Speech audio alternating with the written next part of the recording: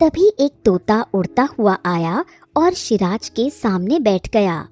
तुम बहुत मुसीबत में लग रहे हो यात्री, बताओ मैं तुम्हारी क्या मदद कर सकता हूँ। तुम मेरी क्या मदद करोगे? तुम तो एक पक्षी हो। भला पक्षी इंसानों का दुख कैसे समझ सकता है? देखो, मैं तोता जरूर हूँ, पर मेरे अंदर कुछ ऐसी शक्तियाँ हैं जिससे मैं तुम्हारी समस्या दूर कर सकता हूँ। तुम बताओ तो सही कि क्या परेशानी है। मेरी पत्नी राजकुमारी संध्या, वो आधी इंसान और आधी गाय के रूप में कैसे बदल सकती है? ये क्या माया है?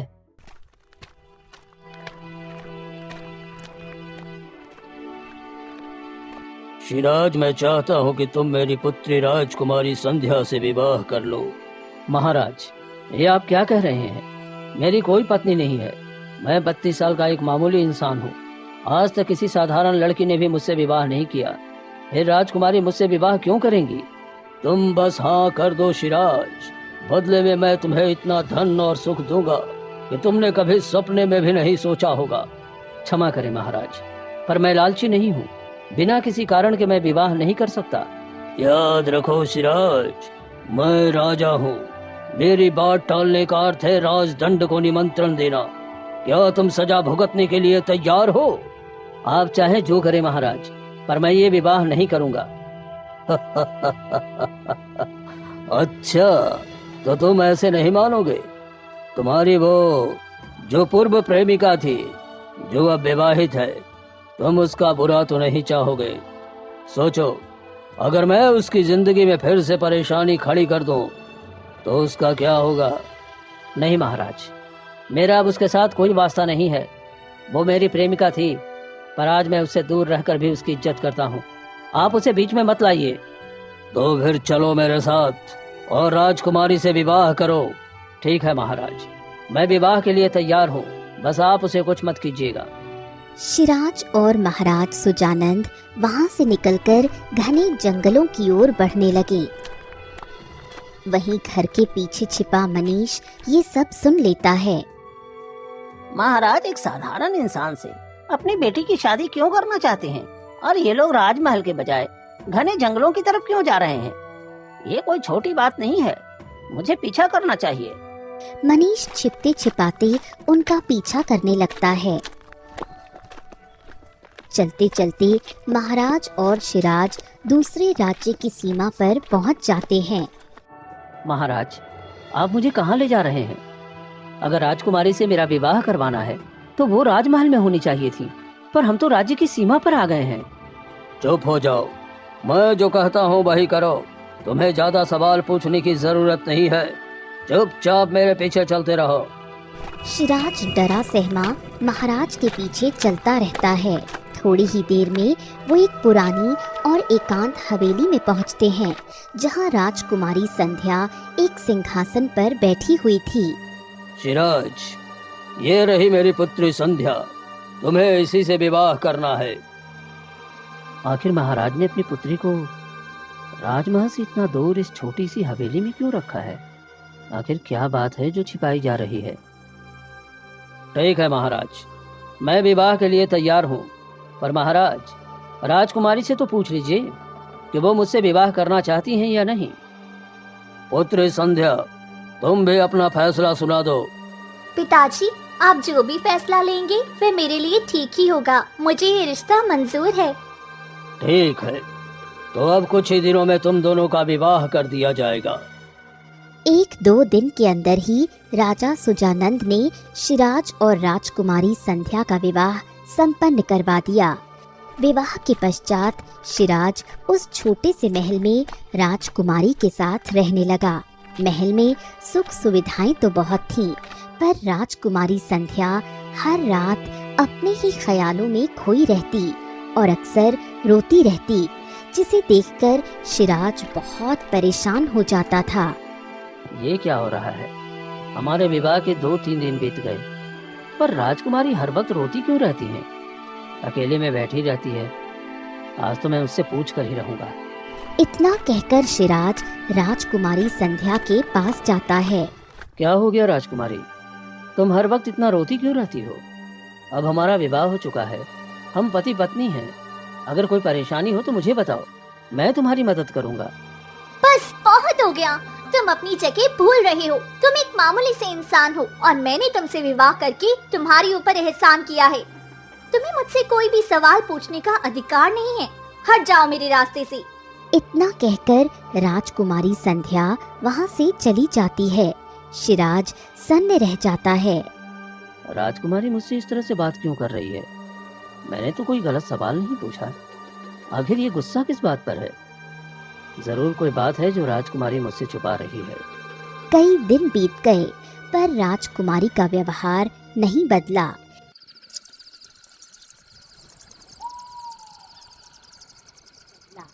एक रात जब शिराज सो रहा था तभी उसे महल के गलियारे से एक डरावनी आवाज सुनाई पड़ी। अरे, इतनी रात को ये कैसी आवाज है? चलो चलकर देखता हूँ। शिराज जैसे ही दबे पांव गलियारे में पहुंचा, उसके सामने का दृश्य देखकर उसके होश उड़ गए। वहां राजकुमारी संध्या खड़ी थी, जिसका आधा शरीर इंसान का था और आधा हिस्सा गाय में बदल चुका था। ये क्या?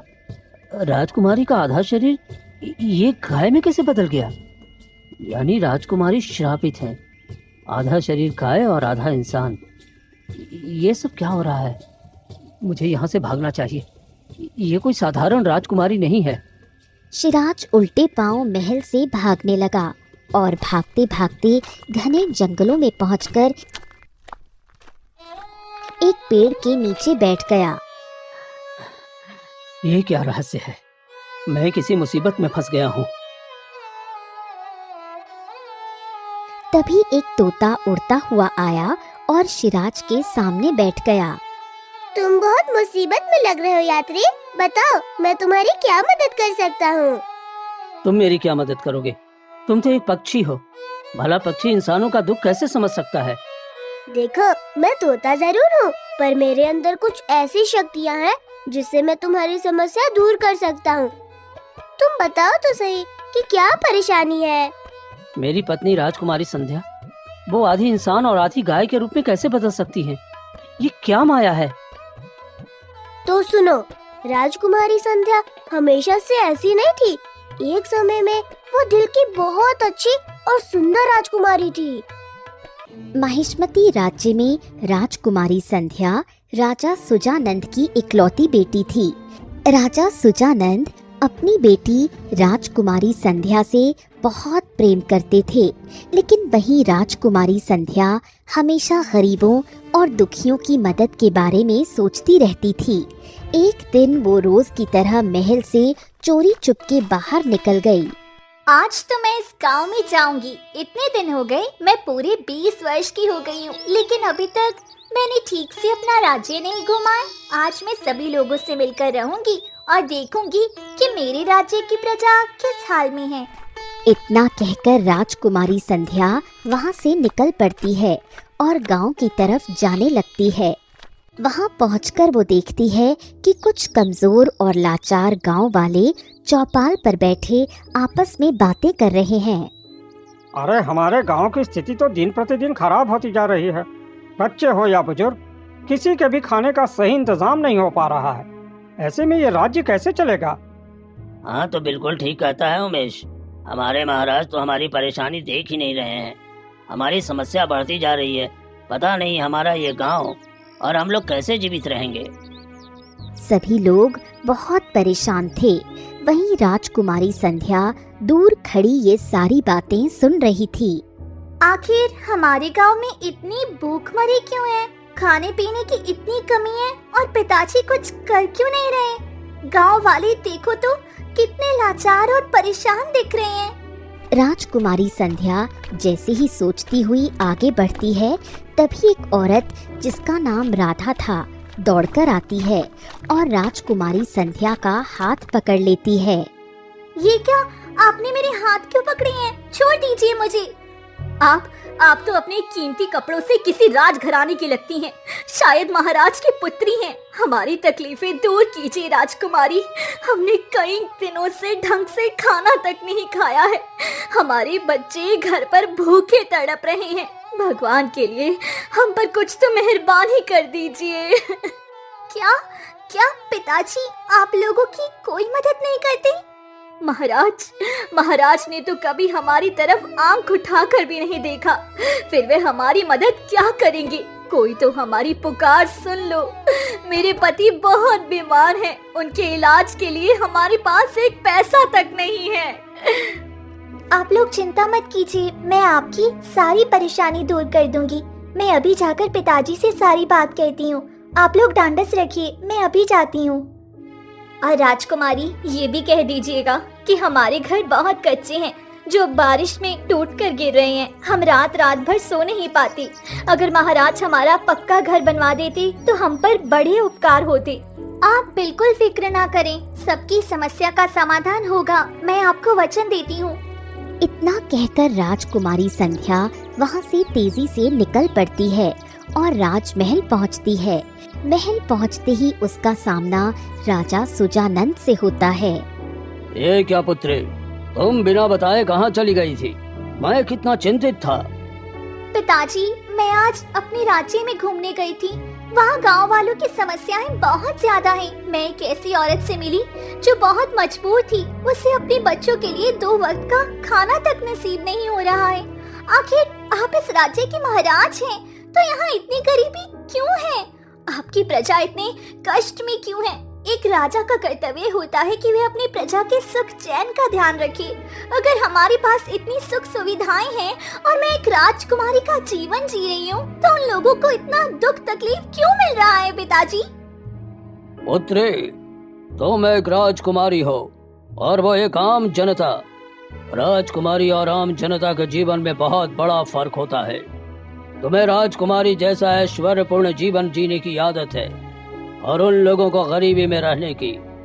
तुम्हें इन छोटी बातों से विचलित होने की कोई आवश्यकता नहीं है। नहीं पिताजी, ऐसा नहीं हो सकता। आपको उन लोगों की मदद करनी ही होगी। देखो संध्या, अब इस बारे में मुझसे और बहस मत करो। चुपचाप अपने कक्ष में जाओ, राजा का निर्णय अंतिम होता है। राजा सुजानंद वहाँ से चले जाते हैं। राजकुमारी संध्या अपने कक्ष में जाकर बैठ जाती है और फूट फूट कर रोने लगती है। मैं कैसी राजकुमारी हूँ जो अपनी प्रजा का दुख तकलीफ दूर नहीं कर सकती। मेरे पिताजी तो इस धन दौलत के मोह में प्रजा के आंसू भूल चुके हैं, पर मैं नहीं भूल पा रही हूँ। आखिर मैं कैसे उनकी मदद करूँ? राजकुमारी संध्या उदास मन से राजमहल से निकल पड़ती है और घने जंगलों की तरफ जाने लगती है। तभी एक तोता उड़ता हुआ आता है और राजकुमारी के कंधे पर बैठ जाता है। ये क्या, तुम मेरे ऊपर क्यों बैठे हो? उठ जाओ यहाँ से। राजकुमारी, तुम जिस परेशानी में हो, मैं उसमें तुम्हारी मदद कर सकता हूँ। तुम एक परिंदे हो, तुम मदद कैसे करोगे? जब मेरे पिताजी जो इस राज्य के राजा हैं, उन्होंने मेरी मदद करने से इनकार कर दिया, तो तुम क्या कर सकते हो? यहाँ से कुछ दूर एक धुंधवाड़ी इलाका है। वह एक जादुई जगह है। वहाँ जो चीज मांगो मिल जाती है। तुम्हें वहीं जाना चाहिए। ठीक है, अगर ऐसी कोई जगह है तो मैं अपनी प्रजा की मदद के लिए वहाँ जरूर जाऊंगी। पर अपना ध्यान रखना राजकुमारी, रास्ता बहुत ही खतरनाक है। इतना कहकर वो तोता वहाँ से उड़ जाता है। राजकुमारी संध्या दृढ़ निश्चय के साथ आगे बढ़ जाती है। जंगल बहुत घना था और रास्ता संकरा होता जा रहा था। ये जंगल तो बहुत डरावना है, लेकिन मैं रुक नहीं सकती। मुझे अपनी प्रजा के लिए आगे जाना ही होगा।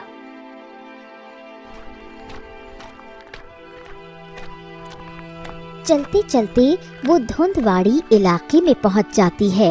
वहां चारों तरफ घनी धुंध छाई हुई थी। तभी उसे एक पुरानी कुटिया दिखाई पड़ती है। लगता है इस कुटिया में कोई होगा जो मेरी मदद कर सकता है। इस इलाके को देखकर ही लगता है कि ये सच में कोई जादुई जगह है।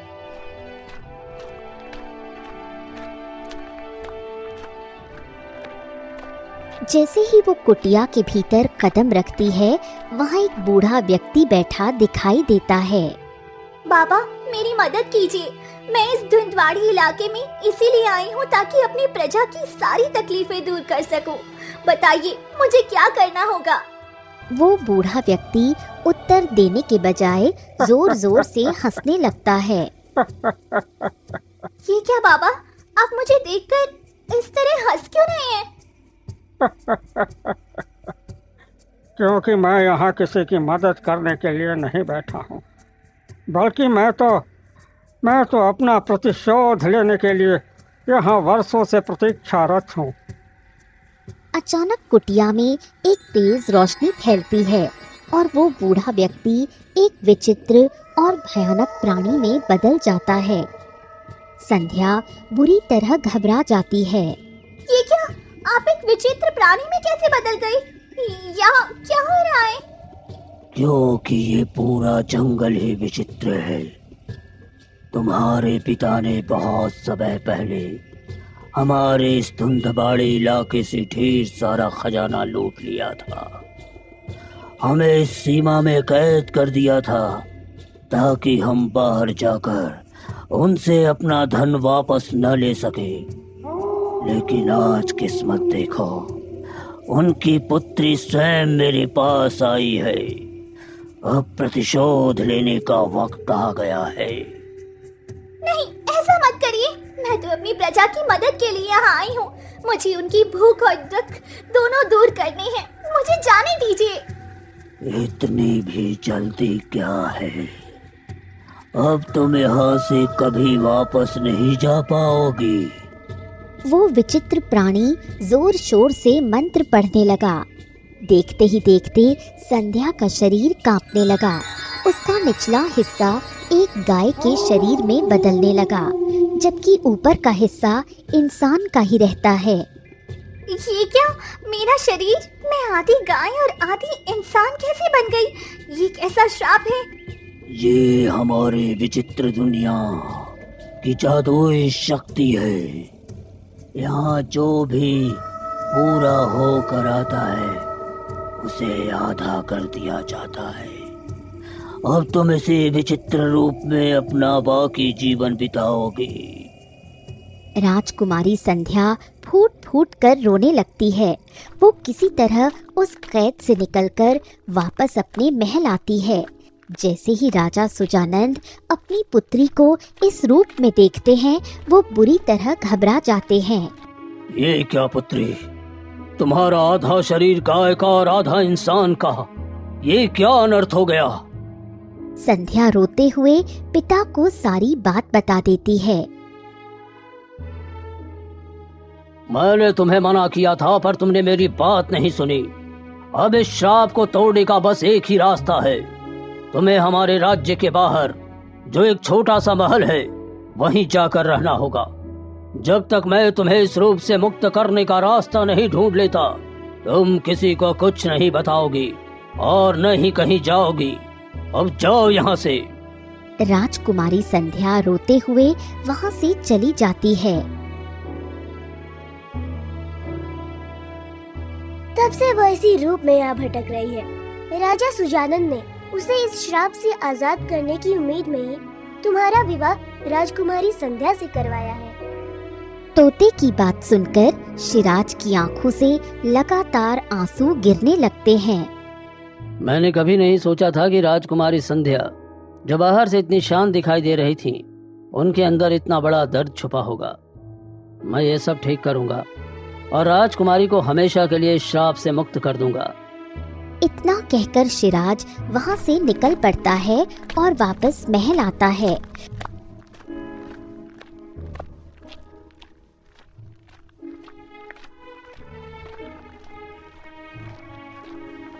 वहाँ संध्या अपने उसी विचित्र रूप में खड़ी रो रही होती है। शिराज को देखते ही वो और जोर से रोने लगती है। मुझे माफ कर दो शिराज, तुम्हें मुझे इस रूप में देखना पड़ रहा है। तुम एक साधारण इंसान हो और मैंने तुम्हें इस मुसीबत में डाल दिया।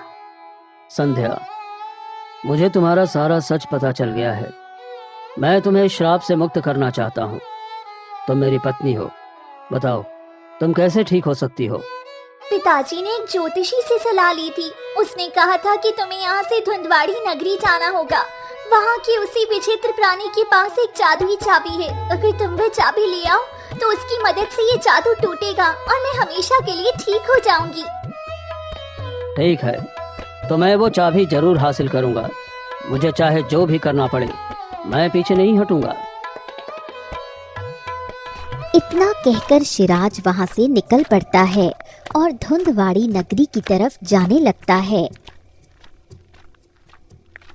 कई घंटों के सफर के बाद वो जब आधे रास्ते में पहुंचता है तो उसे एक अद्भुत सोने का पेड़ दिखाई देता है। ये क्या? यहाँ ये सोने का पेड़ कैसे? आसपास तो दूर दूर तक कुछ भी नहीं है। तभी उस सोने के पेड़ से एक रहस्यमयी आवाज आती है। ए राही, तुम मुझे अपने साथ ले चलो, मैं तुम्हें बहुत धनी बना दूंगा।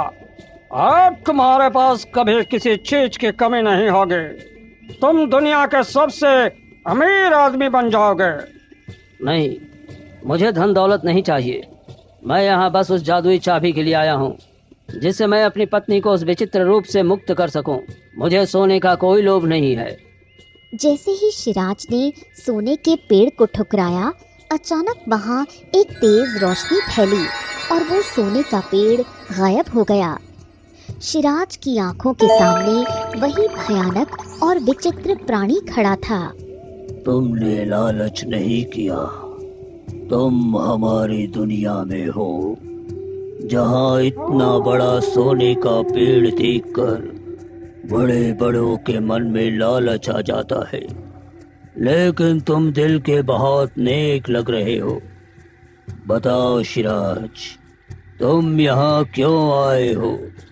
क्योंकि मेरी दुनिया में जो भी आता है वो सिर्फ लालच के वश में होकर ही आता है।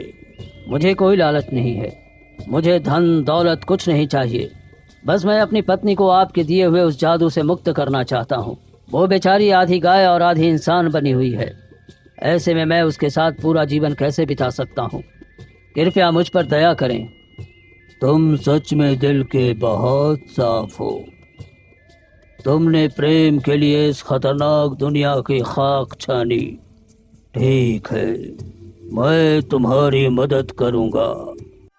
विचित्र प्राणी अपनी आंखें बंद करता है और मंत्र पढ़ता है।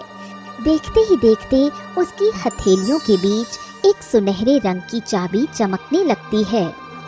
ये ले जाओ। ये चाबी जैसे ही उसके शरीर को स्पर्श करेगी, जादुई ताला जो मैंने उसके शरीर पर डाला था वो हमेशा के लिए खुल जाएगा। वो फिर से एक साधारण इंसान बन जाएगी। लेकिन ध्यान रहे, इस चाबी का सही इस्तेमाल करना, वरना इसके बहुत दुष्परिणाम भी हो सकते हैं। ठीक है, मैं ऐसा ही करूँगा। आपका बहुत बहुत धन्यवाद। सिराज वो सुनहरी चाबी लेकर वापस महल पहुंचता है। संध्या उसे देखते ही और उसके हाथ में चाबी पाकर मुस्कुराने लगती है। मैंने कभी नहीं सोचा था कि तुम ये चाबी लेकर आ पाओगी। सिराज, जल्दी से ये चाबी मुझे दे दो, फिर मैं हमेशा के लिए ठीक हो जाऊंगी। सिराज वो चाबी संध्या को थमा देता है। जैसे ही संध्या उस चाबी को छूती है, उसके हाथ पर बना एक काला निशान गायब हो जाता है और देखते ही देखते वो पूरी तरह इंसान बन जाती है। ये निशान गायब हो गया, मेरा जादू खत्म हो गया, मैं ठीक हो गई, मैं बहुत खुश हूँ। मैं भी बहुत खुश हूँ कि मैंने अपनी पत्नी को बचा लिया। संध्या, अब हमें अपने रिश्ते को एक मौका देना चाहिए। तुम भी बहुत नेक हो राजकुमारी। हम एक नई शुरुआत करेंगे। तभी अचानक राजकुमारी संध्या का चेहरा बदल जाता है और वो जोर जोर से हंसने लगती है। सिराज हैरान रह जाता है। ये क्या राजकुमारी, तुम ऐसे क्यों हंस रही हो? मैंने पति का फर्ज निभाया है, तो क्या हमें साथ नहीं रहना चाहिए? सिराज, तुमने क्या सोचा था ये मत सोचना। मैंने तुमसे विवाह इसीलिए किया क्योंकि तुम मेरे पति हो। ऐसा कुछ नहीं है, मैं तो बस जानती थी कि मेरे मुक्त होने का रास्ता क्या है। ये चाबी हासिल करने के लिए मैंने तुम्हें पति के रूप में इस्तेमाल किया था। अब तुम मेरे किसी काम के नहीं हो, चले जाओ यहाँ से।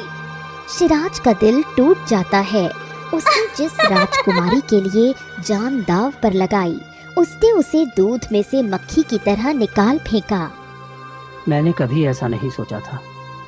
मेरे दिल में इसके लिए प्रेम जागा था, लेकिन राजकुमारी का ये रूप देखकर मुझे इससे नफरत होने लगी है। शिराज दुखी होकर अपने कक्ष में चला जाता है। रात गहराती है। शिराज उदास बैठा था कि तभी उसकी नजर संध्या पर पड़ी।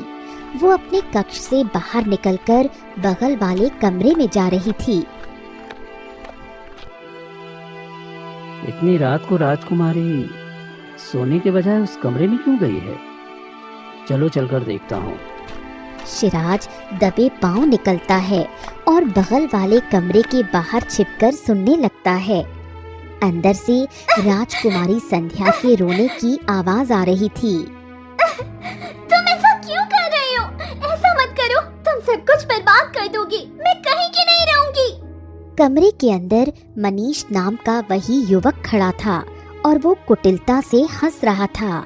सब काम हो गया, अब रोने का क्या फायदा? तुम ये सब क्यों कर रहे हो? आखिर क्या चाहते हो मुझसे? तुम्हें नहीं पता, मैं शिराज की उस प्रेमिका का पति हूँ जिससे कभी वो प्यार करता था। उस दिन जब महाराज शिराज से तुम्हारे रिश्ते की बात करने आए थे तो मैं छिपकर सारी बातें सुन रहा था। मुझे इस चाबी की जादुई शक्तियों का पता है। अब जल्दी से ये चाबी मुझे दे दो, वरना तुम जानती हो कि मैं तुम्हारे साथ क्या कर सकता हूँ। ठीक है, तुम जो कहोगे मैं वो सब करने के लिए तैयार हूँ। बस उसे कुछ मत करना। तुम्हें ये चाबी ही चाहिए ना? ये लो। राजकुमारी संध्या जैसे ही वो चाबी मनीष की ओर बढ़ाती है, तभी कक्ष का द्वार जोर से खुलता है और शिराज अंदर आ जाता है। वो झपट्टा मारकर संध्या के हाथ से चाबी छीन लेता है। नहीं राजकुमारी, तुम ऐसा नहीं कर सकती। शिराज, तुम्हारी हिम्मत कैसे हुई हम दोनों के बीच आने की? चले जाओ यहाँ से। ये चाबी मुझे दे दो। मुझे उस चाबी से सर्वशक्तिशाली होना है। वो चाबी एक अमूल्य धातु से बनी है। मैंने बहुत प्रतीक्षा की है इसके लिए। तुम ऐसा कैसे कर सकते हो? तुम ये चाबी नहीं ले सकते मनीष। अगर तुमने ये चाबी नहीं दी तो तुम जानते हो ना कि तुम्हारी उस पुरानी प्रेमिका के साथ मैं क्या कर सकता हूँ। वो अब मेरी पत्नी है। तुम उसके साथ कुछ नहीं कर सकते, क्योंकि तुम्हारे जैसे इंसान को आजाद रहने का कोई अधिकार ही नहीं है। शिराज के संकेत देते ही राजमहल के सैनिक तेजी से कमरे में दाखिल होते हैं और मनीष को चारों तरफ से घेरकर पकड़ लेते हैं। सैनिकों, इसे ले जाओ और काल कोठरी में डाल दो। इसे वहीं रखो जहां बाकी अपराधियों को रखा जाता है। सैनिक मनीष को वहां से ले जाते हैं। राजकुमारी, तुमने ऐसा क्यों किया? तुम मनीष की शर्तों को मानकर वो चाबी उसे क्यों दे रही थी? तुम जानती हो ना कि अगर ये चाबी उसके हाथ लग जाती तो कितना बड़ा अनर्थ हो जाता। शिराज, जिस लड़की के लिए तुमने ये सब किया उससे तुम कितना प्रेम करते होगे। उसके लिए तुम घाटी तक जा सकते हो, तो क्या मैं तुम्हारे लिए उस लड़की की हिफाजत नहीं कर सकती? मैं बस उसे बचाना चाहती थी क्योंकि वह तुम्हारा पहला प्रेम थी। अब सब कुछ ठीक हो चुका है संध्या। हमें इस चाबी को सही स्थान पर पहुंचा देना चाहिए। वो मान गए। तुम भी दिल की बहुत अच्छी हो। जैसे ही शिराज और संध्या महल के बरामदे में निकलते हैं, वही रहस्यमयी तोता उड़ता हुआ उनके पास आकर मुंडेर पर बैठ जाता है। ये चाबी मुझे दे दो शिराज। मैं इसे ले जाकर एक ऐसी सुरक्षित जगह छुपा दूंगा जहाँ कोई भी लालची इंसान इसे ढूंढ नहीं पाएगा। तुम तो वही हो जिसने मुझे उस विचित्र दुनिया में भेजा था। क्या तुम्हें पता था कि मेरे पिताजी की उस प्राणी से पुरानी दुश्मनी थी? नहीं राजकुमारी, मुझे ये सब नहीं पता था, लेकिन मैं इस चाबी का रक्षक हूँ। मुझे किसी भी तरह उस विचित्र प्राणी से ये चाबी निकलवानी थी ताकि मेरी दुनिया का भला हो सके। तुम ये चाबी मुझे दे दो। ठीक है दोस्त, मैं तुम्हें ये चाबी देता हूँ, लेकिन वादा करो कि इस चाबी का कभी गलत इस्तेमाल नहीं होगा। भरोसा रखो दोस्त, मैं तुम्हें एक ऐसी जादुई अंगूठी देता हूँ जिससे तुम जब चाहो तब मेरी दुनिया में आकर देख सकते हो कि मैं इस चाबी का सही इस्तेमाल कर रहा हूँ या नहीं। तोते की आंखों से एक तेज रोशनी निकलती है और शिराज की उंगली में एक सुंदर अंगूठी आ जाती है। शिराज को अब पूरी संतुष्टि थी। संध्या आगे बढ़ती है और वो सुनहरी चाबी तोते को थमा देती है। तोता चाबी लेकर आकाश में ओझल हो जाता है। अब हमें अपने रिश्ते को एक नया मौका देना चाहिए राजकुमारी। क्या तुम मेरे साथ जीवन बिताने के लिए तैयार हो? मैं तुम्हें अपने पति के रूप में खुशी खुशी अपनाने के लिए तैयार हूँ शिराज। जो अपनी पुरानी प्रेमिका से इतना पवित्र प्रेम कर सकता है और उसकी इज्जत के लिए जान पर खेल सकता है, वह मुझसे कितना प्रेम करेगा। राजकुमारी संध्या भावुक होकर शिराज के गले लग जाती है। उस दिन के बाद से शिराज और संध्या के बीच का सारा मनमुटाव खत्म हो गया और वो दोनों सुखपूर्वक अपना जीवन जीने लगे। दोस्तों वीडियो अच्छी लगी तो लाइक एंड सब्सक्राइब कर दीजिए।